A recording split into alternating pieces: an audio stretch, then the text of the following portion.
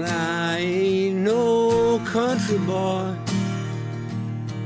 though I probably smell like the ground. Okay, this is Anthony DeCecco with the Anthony DeCecco podcast. This series is titled Confessions of a Reluctant Tennis Pro. We're back at the Grimmett, beautiful mansion in Chester County. We have Tony behind the camera, and I'd like to introduce Rosie DeSanctis, who is with me on this podcast. Hi everyone, nice to be back. So, as Anthony said, the name of the podcast is Confessions of a Reluctant Tennis Pro. And in the past couple episodes, we've left a very important part of that title out, which is tennis. And your life, it kind of revolves around tennis. So I have to bring up the fact that, well, we'll talk about that this episode, but I know you played a lot of sports before you even became aware of tennis. Yeah, I mean, the reluctant part of the title has to do with playing and becoming a pro and making it my career. I played football from a little kid. My dad played football and baseball, and with my brothers and my dad, we played football, baseball, basketball, hockey, everything but tennis.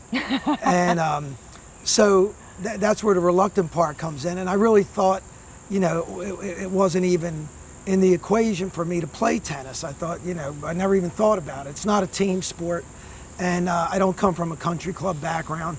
So golf and tennis, being from South Philadelphia, it never crossed my mind. So what sports did you play and watch growing up? So with football, I was a diehard Dallas Cowboy fan. I still am. Wait a minute, wait. I gotta stop you right there. You live in Philadelphia, you're from South Philadelphia, and you're a Dallas Cowboy fan. How did that happen? Well, I mean, when you're younger, you have a lot of heroes. And my heroes, my idols were sports players, professional athletes. And they still are. I still love LeBron James and, coaches and players. Today, I still admire a lot. Amari Cooper, another Dallas Cowboy. But Dak Prescott. Who did you like growing up, though? When growing up, I fell in love with Roger Staubach. I just thought he was the best. Captain America, comeback kid. My dad used to say, pull the chestnuts from the fire. And I watched him when I was 10 years old, and he got to the Super Bowl, and he won the Super Bowl against the Miami Dolphins. And since then, I was just in love with Roger Staubach, so I became a quarterback. And even though I don't have the size for it, I had a good arm. And so that was my idol. And then in basketball, I loved Pete Maravich. And he had the long hair and the floppy socks and the behind-the-back passes. And I loved the Flyers. I mean, to be fair, it's not that I was against Philadelphia sports. I loved the Flyers. I had every clipping when they won the Stanley Cup 2 years in a row. I loved Doug Favell. I loved Bernie Parent, Bobby Clark, all those players. And then I loved the basketball team with Dr. J and Moses Malone. And then I also followed the Phillies religiously. I loved Steve Carlton. So it's only the one sport, the Dallas Cowboys, that you jumped ship. Yeah. Now, let me ask you this, because my brother, oddly enough, was a huge Cowboys fan and idolized Roger Staubach. And Tony Dorsett, I think, was on that team as well. And he used to run these football pools in high school, I guess. And if Dallas lost on a Sunday, he would get inexplicably sick on Monday and not go to school. Did you have those problems? Yeah, I mean, it's tough enough not rooting for the home team, but with these particular Eagles fans, they really jump, and they hate the Dallas Cowboys. I don't think it's mutual. I don't root against the Eagles, but they really hate the Dallas Cowboys. And I had the same thing. They'd be screaming in your face, and God forbid, I'd just be praying that Dallas won. but if they lost, you would get it like first thing in the morning. So yeah, I Right, had the right. same experience. Yeah. Did you miss much school or? No, I pulled up by the bootstraps and went in. Oh, okay, all right. Now, how about when you played? You said you were quarterback. Yeah, so I was a quarterback in middle school, and you know nobody passes at middle school, and when I went to high school, we didn't pass much either, and I was big on passing, and so I was a backup, and then they came up with a special play because I could throw, and they called it the Anthony Special, and they would put the whole entire line on one side and put one receiver on the other side, and I would take the snap, and I did shotgun like Roger Staubach because I was little, so I couldn't take the snap from center. I would take the shotgun snap and run to the right and then throw it down the left sideline. So we had a couple of long bombs, which was unusual for middle school, and I enjoyed it, and I played a lot of street football, and I had a lot of fun with it. Right. Well, what about now? I heard there was an Anthony Special also in basketball. How did they modify the play in? Well, so different with sports? basketball, I played on the high school team as a freshman. We were 32-0. I was a backup. Really? Yeah, we had a good team. I was a backup, and you know, you can't pass between the legs, behind the back. You can't do any of that stuff. And I No. just felt like really restricted, and I also wanted to play more than 5 minutes a game. So I went and joined the church league. And in the church league, you could do whatever you wanted. And we had a really good team, and we had a lot of fun. And they did another one where, we were able to do things that like highlighted my skill, which was my quickness. And I would take the ball at the top of the key, and everybody would spread out. And if I beat my guy, I could go in and shoot, or I would just pass to somebody, which is a lot like they do nowadays in Yeah, the NBA. they clear the lane. Maybe yeah. I was ahead of my time. You definitely you were you're ahead of your time. So it's interesting, Anthony, because you said you played quarterback and you were like what, a point guard? A point guard. In basketball. And what did you play in baseball? So in baseball, I was a pitcher. Right. And in hockey? I started out as a goalie. Okay, and so then, to me, you're in the high intensity positions, the positions of leadership. You think that's an accident? well, I think it's interesting because we just had a rehearsal for the band, and I tend to do a rehearsal. We do a rehearsal on the side each week without the guy that I play with, because he's so good that he doesn't need to rehearse. But we do, and I tend to take the lead there too. I mean, it's probably been a bone of contention in all my relationships over the years, but I just feel more comfortable. I put it down as being a firstborn. Mm-hmm. I feel more comfortable sort of directing. I mean, I remember in the neighborhood where we grew up, I would be the one knocking on the doors, getting the kids out to organize the football game, Mm-hmm. or So it's just something that I've done my entire life, and I enjoy leading teams. I like it, and somebody has to do it. But also, years ago, I had the good fortune of meeting Tug McGraw, and I asked him, what was it like to be on the mound, bottom of the ninth, 2 outs, Game 7 of the World Series? And his answer was, there is no place I'd rather be. And it takes a special kind of person to be that pressure guy. And you sound to me like you want to be the pressure guy. I do thrive, and I'm going to steal his answer now the next time you ask me. Right, right. It's the only place I want to be. Exactly. Because I do feel comfortable in that situation. Right, and some people would be like, no, that's too much for me. But you got to have that person who wants to be there. That's who you want there. So, in summer of 1975, going into your sophomore year, right, in high school. Yeah, going into 10th grade. Something turned out to be a life changer. Happened just in an innocent summer play in the street. Well, there was a cute girl, Nancy Crane. I was friends with her brother, Martin, and Martin was a funny guy. Their family was pretty funny. There's Jim too, and right? there's Jim Crane too. We have history. They were the opposite of our family. So our family, we would be playing basketball or football, and my mom would say dinner's ready, and we'd say, yeah, we'll be in half an hour. And then in the Crane household, the dad came home with the lunch pail and sat down at 5:12 in the chair. Nancy would be playing piano. The mother would be making dinner. And Martin and I would be like, as quiet as possible, not to bother anybody. And then, it was just a lot more regimented. And, but anyway, Nancy was, obviously being the girl, she was a little different. Martin and Jim, they had a total line. But Nancy, one day she just had a racket. It had catgut. It was a wooden racket. And we were just hitting in the street. And I was like, hey, this is a lot of fun. So, so it was, it wasn't even really the summer. I think it was going into the summer. I think it was like in May, because there was a Memorial Day sale at Jamesway, which would be like a Target nowadays. And I used to work there. Did you work at Jamesway? I did.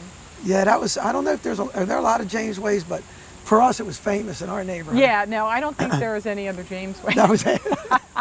Jamesway, I don't know where you got that name. But anyway, with the Jamesway, like your typical department like Kmart, store. yeah. Yeah, like Kmart.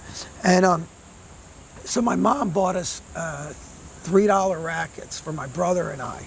And to hear my dad tell the story, he always gives the credit to my mother, which will be a theme that comes up later. But he gave her the credit for starting us in tennis. And so we got the racket, and then, you couldn't get, we had courts where we lived. They had 2 tennis courts, and that nobody used. And we would go down and there's like stories about us shoveling snow, because it wasn't like I had the privilege that I have now of owning an indoor tennis club and I could play.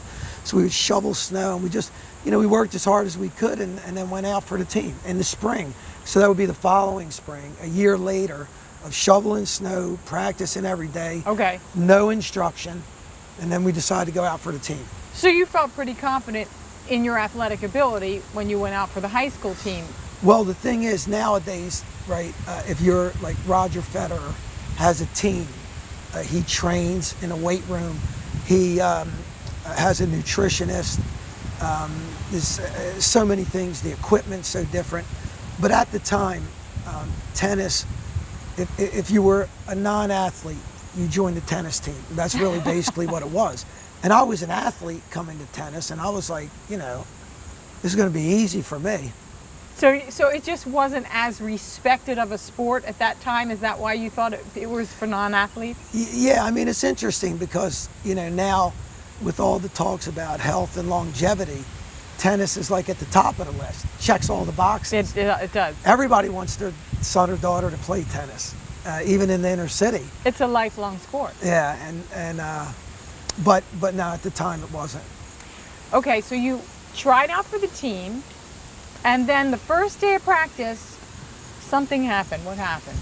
Well, so we went out for the team, and by then we knew people that were on the team, and Tim Irwin and Rich Braverman, and so we went out, and they kind of just shoot us down to the end court, to the bottom court, because we were new, and we didn't really take kindly to it, and just and at the time you didn't have a cell phone, so it wasn't like you could call your mother.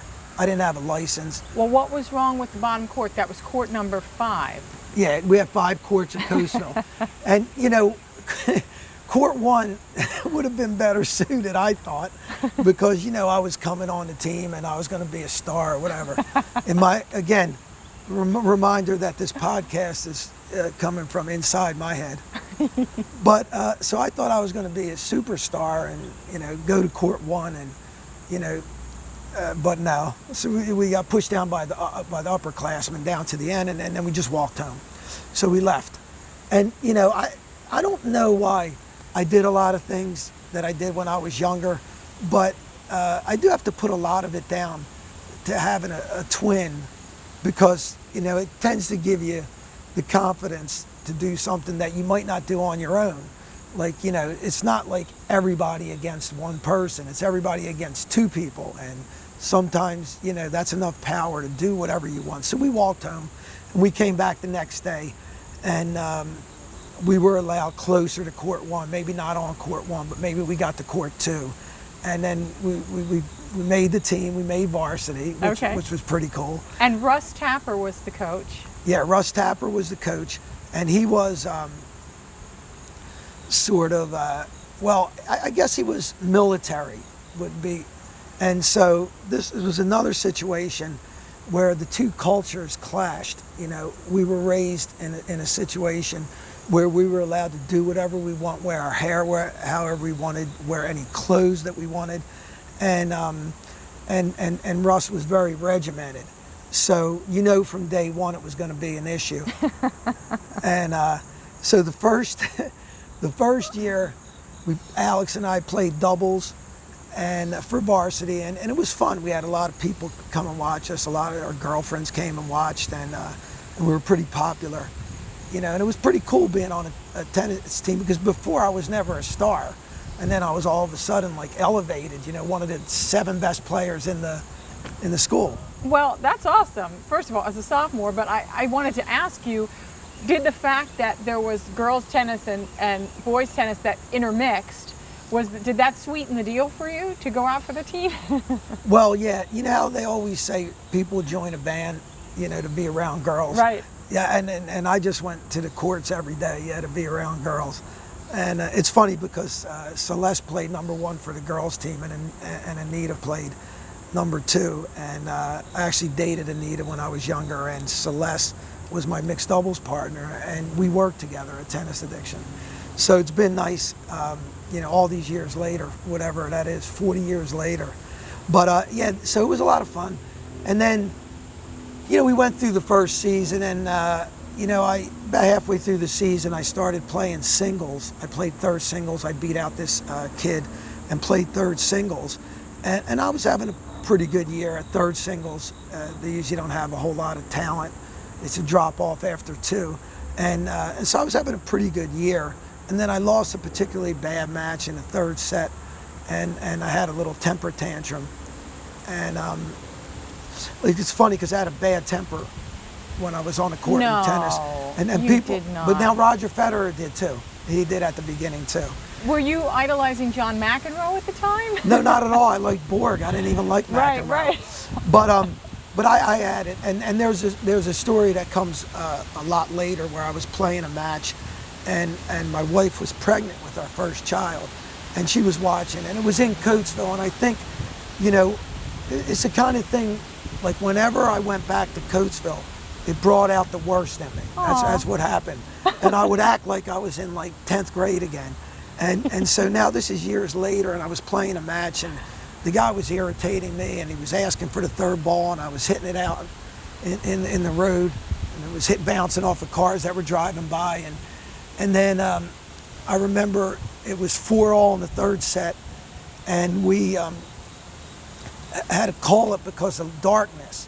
So I had to come back the next day. I lost my serve. He held serve. I lost the match and lost the tournament. And I got in the car with Betsy and asked her to drive up the road. And then I got out of the car and broke my rackets on like a stop sign somewhere up the road. Again, nothing that I'm proud of.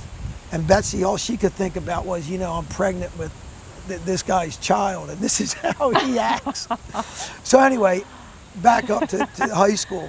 But anyway, I was pretty much a hothead, and so I got on the bus, and Russ Tapper came on the bus and said, I can't sit on the bus, I have to sit outside and watch the rest of the team.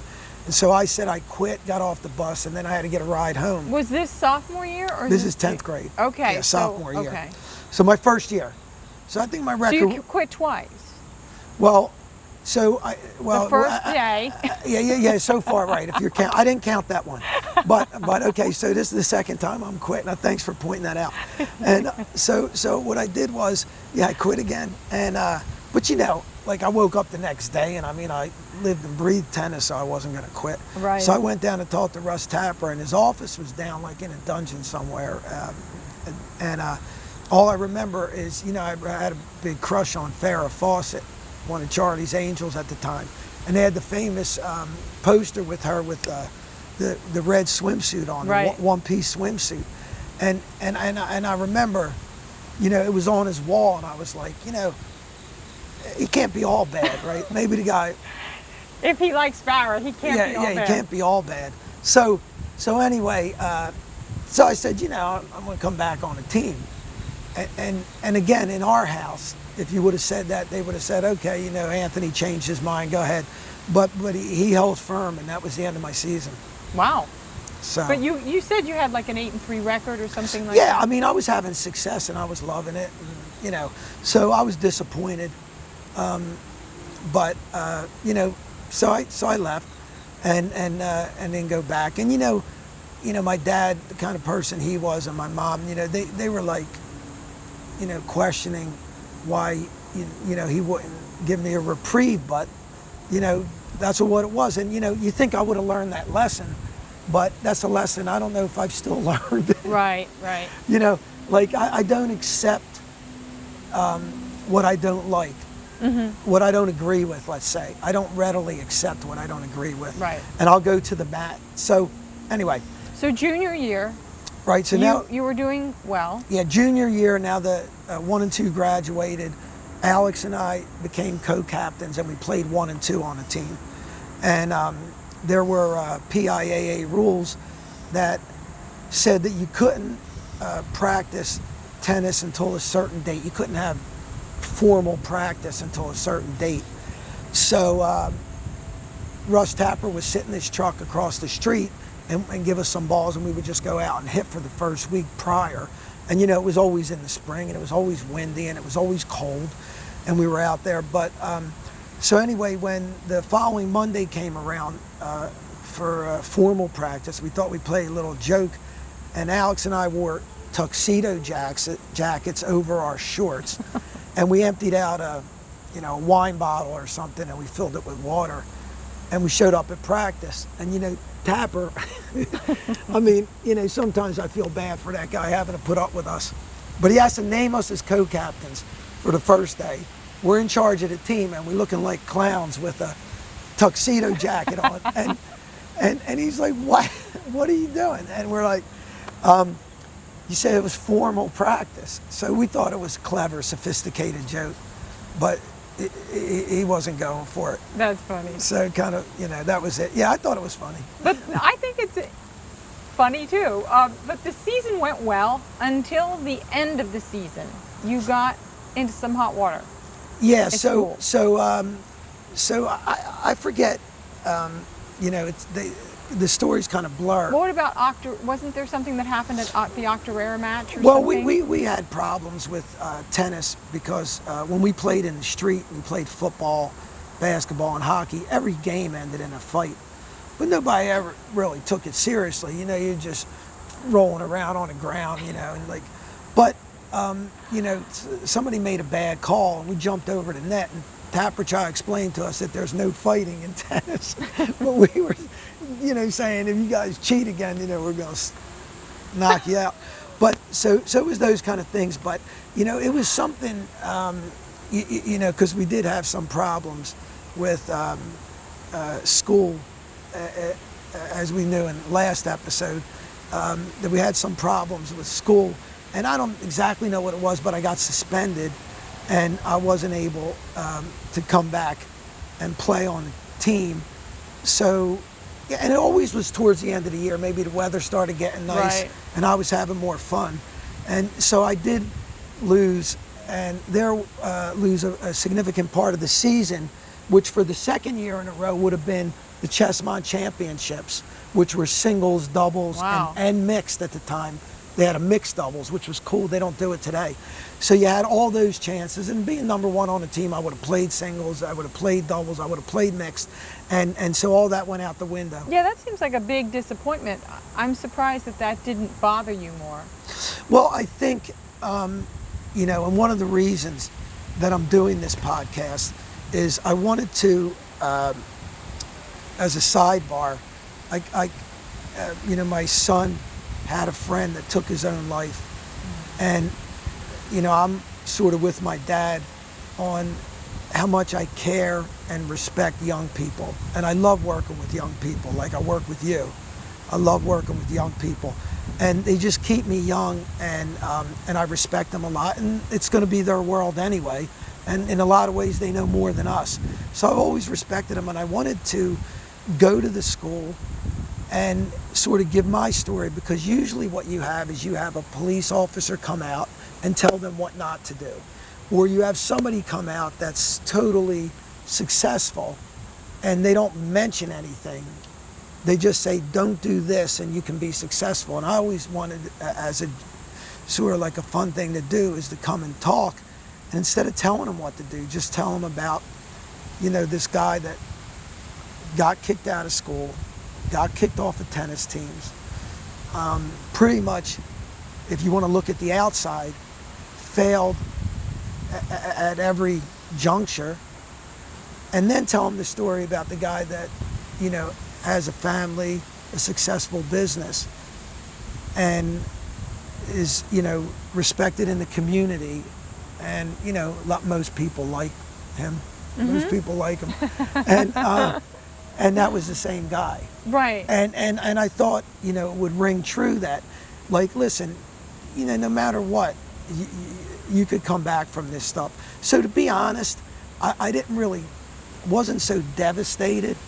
It's not in my philosophy to be so devastated. Mm-hmm. So getting kicked off the team, I thought, well, I guess it was a rule. You got kicked off if you got suspended. If you got suspended. So, and then there was a probation period, and that just happened to extend past the season. Now this happened, unfortunately, senior year as well. Right. There was a it's blood like drive. Groundhog Day for me, yeah. And an incident. So I joined, So I joined the team, and it's a senior year, and I'm doing pretty well, having a good time, and thinking about playing tennis in college, and by now I'm the best player. My brother didn't beat me that day, one of the best two players in the school, and so I had a certain amount of respect for that, and I was having a good time, and they had a blood drive, and I'm always looking for a way to leverage whatever rules I could, and they had a blood drive, and you would go give blood, and I guess it would take maybe like 10 minutes to give the blood, and you had to sit and eat some donuts and make sure that you didn't pass out, and then you go back to class.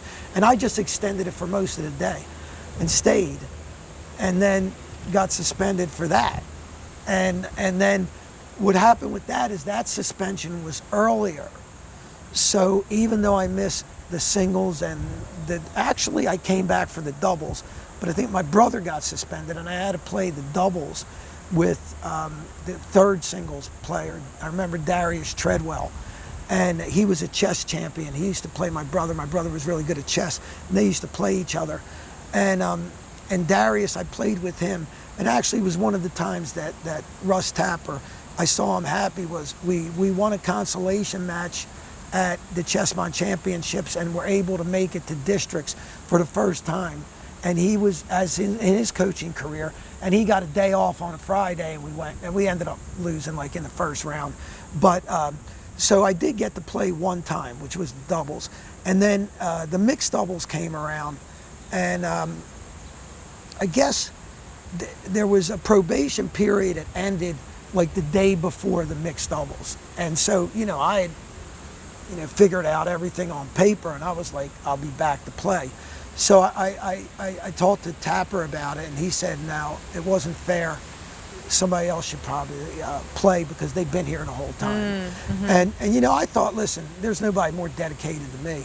Maybe not by the outside looking in, but from my side looking out, I was more dedicated to tennis and I loved it more. So anyway, I showed up the day of the championships. They happened to be at Coatesville, and Celeste was on the court with the other guy that was taking my spot. And so I just told him that, it was time for him to leave and I was going to play with Celeste. And I didn't know if he'd leave, but he left. So he left, and I was warming up, and Tapper said, no, you got to get off the court. And I was like, wow. I'm not leaving. And then the Calvin Beam was the athletic director. And Calvin Beam, I'm glad you remember this. Yes, stuff. I do. And then Calvin Beam, he came on the court and tried to talk me into leaving, and I wasn't going.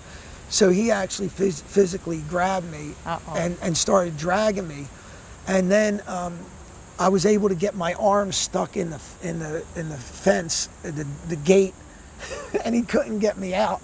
So he had to give up, and he called the police. And then when the police pulled up right next to the court, I'm not that stupid, so I decided I'll walk off the court. So that was my high school career. Wow. Oh boy. But in spite of that, you still had this burning desire to play tennis, and you went out for the team in college Yeah, at so Westchester? Yeah, in the summer, I decided to go to Westchester, at the time, State College. Now it's a university, my kids go there. It's a great school. And my friend Tim Irwin, who graduated 2 years before, now played on the team. And in the summer, he took me over. I met the guys on the team. They said, I made the cut, I could get on the team. So I went and I played at Westchester. And that started another series of events. I used to practice a lot in the morning with a kid from England named Justin. Okay. And McHugh, and we played together. And then, I played on the team, and I lived at Westchester.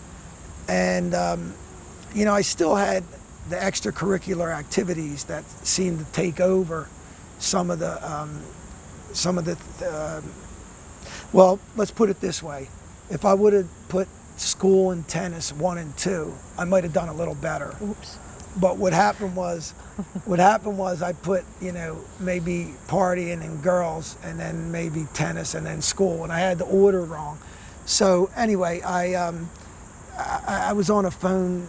They used to have a phone booth, and I was on a phone booth with talking to my girlfriend, and I guess we were in a little bit of an argument, and I hit the phone booth with my hand. I still have a scar, my tennis hand, and so I missed the spring trip, and the spring trip kind of would have is right before the season, and would have got me a spot on a team. So I really didn't have a spot on a team, and of course they had enough good players that they didn't want to put up with some clown that was getting in trouble and this, that, and the other thing. And then we eventually got to the point where I got in trouble in school too. So I had these other issues, and halfway through, I think the dean sent a letter to my house talking about all the infractions that weren't actually documented. So they had some documented infractions, and then they had some other infractions, little benign things like driving across the football field to lunch or something like that, nothing crazy. But so they asked us maybe to leave. Maybe to leave. So I didn't want to leave. I didn't want to go home. And my friend Justin, his roommate, did leave and went back to England. He didn't like it in America. And so I moved in with Justin in his dorm, even though I wasn't allowed in my dorm. And I still practiced on the team, but I wasn't allowed to play. And so that's, the coach was good with that? Yeah, the coach was good with it. He kept Okay. me on the team because he knew I'd play the next year, which never did turn out. But so that brings me to one of the biggest things that happened in my life. Why you didn't play the next year? Yeah, or why I left. Yeah. Right. So. May? Yeah, it was in May of 1979, and it was, I think at that time you were pretty close to if not graduation, right? Because you don't go into June in college. I think it ends somewhere in May. Right, it ends in May. So this is May 19th, so maybe the day class ends or something like that. And in Westchester, they had, a lot of people in Westchester went to Kennett Square on a certain night. I think it was a Wednesday or Thursday night. And they went to the Anvil Inn. And, it didn't seem to matter back then. People underage had fake IDs or whatever. But the people I was hanging around, they graduated. I was younger. And I had a friend, Chet Stewart, and he graduated with a chemical engineering degree from Lehigh University, bright kid. And in the year before I went to college, I hung around him a lot. And we had a good time, and I got pretty close to him and his family, his sister Cindy, his mom and dad. And then Tim Irwin lived in the dorm that I now was living in, and he roomed with Mark Track, who was the captain of the team. And then we had a girl, Colleen, she was there, and we had a guy from Coatesville, Don Weaver, his dad owns Weaver Motors. He was there, Justin. So I think 7 of us got into Mark Track for graduation, got in a Econoline van. It was a camper van. It had like, a pop-up top, and you could sleep up top, and you had a sink. I don't know if it had a bathroom, but so we all piled in, and he drove to the Anvil Inn. And we went to the Anvil Inn, everybody was drinking, and again, this was a time before Mothers Against Drunk Drivers, and the disclaimer here is that I don't support drunk driving or driving under the influence in any way, but it's just what it was then. And the Anvil Inn would allow people to drink, drive away, whatever. And so anyway, we were outside in the parking lot getting ready to leave, and Mark didn't want to or let anybody else drive. Right, because they wanted you to drive.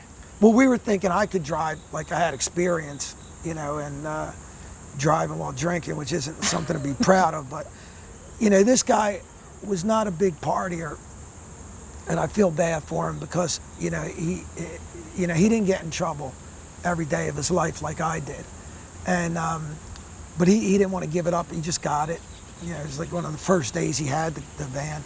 So he got in, he drove, and about halfway home, we ended up, people were like, I was in the back, people were like, go up to the front and talk to him.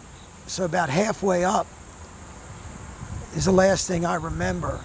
And later I would find out we went off the road, we hit a telephone pole, went airborne and hit a tree.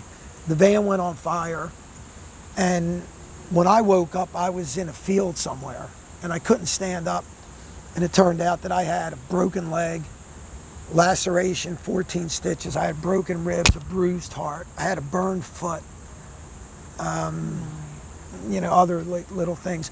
So I'm in the field, and I don't know where I am. And the ambulance came and they took everybody to hospital, and I was put in intensive care. And Tim Irwin, who went through the windshield and broke his neck, was in intensive care next to me. And he had to wait for a halo to come from Arizona. And so he was screaming, he was upset. And there were people in there to varying degrees of how bad they were. And then I remember, I didn't know when I was going to get out of intensive care. And I remember, all the accidents I've had in my life. When my parents came in at 2 o'clock in the morning and looked at me, I had tubes everywhere. I did know that this one was more serious than the other ones. Right. And years later, when my daughter bit her tongue, I was a wreck. And that's one incident where she actually hurt herself, never anything else. And I was a nervous wreck as a parent. And I think back to my mom and dad putting up with all the accidents all through the years. And now, this, which was pretty scary. Because, I easily could have died. Absolutely. And Mark was in very serious condition as well. He had 60-some stitches in his head. Don Weaver had a broken ankle, which is, it really doesn't do justice. It was severe. They had to put his ankle and leg back together. And Colleen got off pretty scot-free. Justin got off scot-free. And being in the back, I think, helped.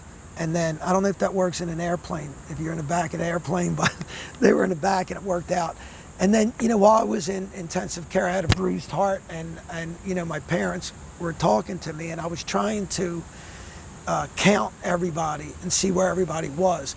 And I wanted to know if I had any permanent damage, like if I was going to be in a wheelchair or something, and the doctor said I would have no permanent damage, I would recover, so that was something that was a plus. But I was trying to get, and I had smoke inhalation, which lasted for 3 days, so my breathing was pretty short. And actually, I was never in that bad shape ever before in my life. But the next night, somebody went around that same turn and hit a telephone pole, and he had a piece of telephone pole in his head, and they took my monitor off and gave it to him because he needed it more, and then he ended up dying. They gave him last rites, And so it was tough, but I guess at some point my dad had to be honest with me, and he told me that Chet didn't make it. That So, was so sad. yeah, I mean, it was terrible. I remember going to school that day in class with your brother, Adam. And that's how I found out about it. Yeah. He was talking to someone else, not right by me, and I heard him say something about an accident and Chet Stewart. And Chet used to come over the house and play basketball all the time. I have a very vivid memory of him coming in our living room, and we had this like plush green carpet, and it was, the nap was so thick that you could write in it. We used to write in it all the time. And Chet one night wrote his name and underlined it a couple of times, and like that's as if it was yesterday, you know, and he used to play basketball with all you guys, and it was so shocking and so tragic. Yeah, well, the other part of it was his father died 6 months prior of cancer. And now we're talking about young people, because so if we're 21, 19, I was 19, he was 21, 2 years older. You know, his dad could have been like In his 50s, right? 50s, right? Like younger than I am today. And you know, when they always say, like they say that only the good die young, I mean, Chet was just like, he was great. He was so, like, he was just a great kid. And he was really close with Tim Irwin too. And Right. until this day, Tim, we get together on Chet's birthday and we have a drink for him. And, you know, we don't really celebrate May 19th, although every time it comes around, Tim reminds me how blessed we are that we're still here. And you know, again, you don't think about it, right? But, you know, when you're getting ejected from a van and landing out in a field somewhere, and then you're thinking about, like, I think they do say, though, that, like, right around 18 or 19 is the best time if you're going to jump off a bridge or something, because you're not fully developed enough and you could take that kind of stuff. So I do know that if you're going to get a male at that age, has the best chance of coming back from a severe accident. Not that I would be like trying to get hurt, but like I wouldn't want to get ejected at my age. But at that time, I brushed it off. I just brushed it off. I had a cast. I remember driving a stick shift car. I remember playing basketball. So there was no trauma in this for you, in the sense of, I'm afraid to get back into the car again. I didn't really have a problem with it, you know, just because, and I mean, this is sort of the way I think too. I mean, you look at your options and what choices you have. So if I get back into a car and I'm afraid or scared or I can't drive, that's just going to ground me and I'm not going to go anywhere. So being practical about it, I mean, my dad's a scientist, my mother's a psychologist. You know, the science part of my brain just said that, you know, I have to go on. You know, I have to work. I have to do whatever I need to do. I want to still play basketball. I want to do what I want. So, and it was coming into the summer. Now, to be fair, I did break 2 sets of crutches, because after waking up like 4, 5, 6 weeks, it was 10 weeks in the whole thing, and not being able to do much except, you know, walk with these stupid crutches. I did get, you know, a little bit impatient with it. But Justin really had a tough time of it. I remember he would lay in the back of the car and he would scream. And well, because it sounds like he was awake and remembers most of it, because he didn't get he didn't get too hurt. So he probably saw everybody at the scene, and that was something I didn't see.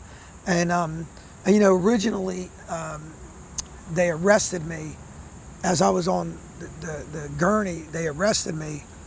And because I looked like Mark a little bit, we both had like facial hair and dark hair, and I couldn't really explain to him that I wasn't driving at the beginning because I had a hard time breathing. And so finally they got that out, and then, you know, it went a little further down the road where Chet's mother, and I can understand her being distraught. Her husband dies of cancer.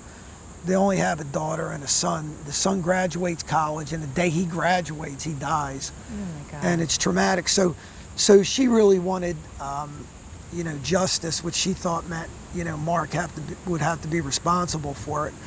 So most everybody in the van said that they didn't remember what happened, and all I could say that I'd remembered is what I shared here. is that, I offered to drive. Maybe he shouldn't have been driving. We went off the road. We hit something and somebody died. And but my lawyer told me that if I told that story, that Mark would go to jail. And so I had, to decide whether, and maybe this is the way we grew up in our house too, but we're not real big on revenge. Like, I didn't see how putting Mark in jail would bring Chet back. And again, if Chet wasn't so close to me, I might have looked at it differently. But with him being so close to me, I don't think he would have wanted me to do it, no matter how many people did want me to do it. So you didn't feel any kind of disloyalty because you really loved Chet and you had a great relationship, and you really felt that he would be on board with yeah, that. he would have never wanted somebody to go to jail. Again, unless you could bring him back, and, it wasn't going to work that way.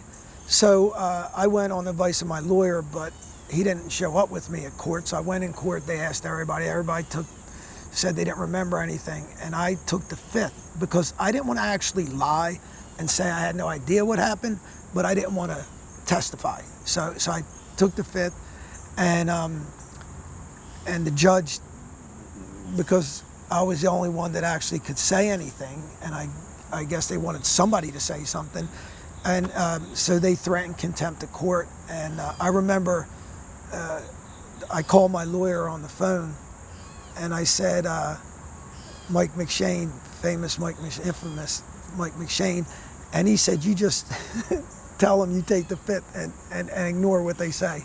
So I did, and they finally let me go.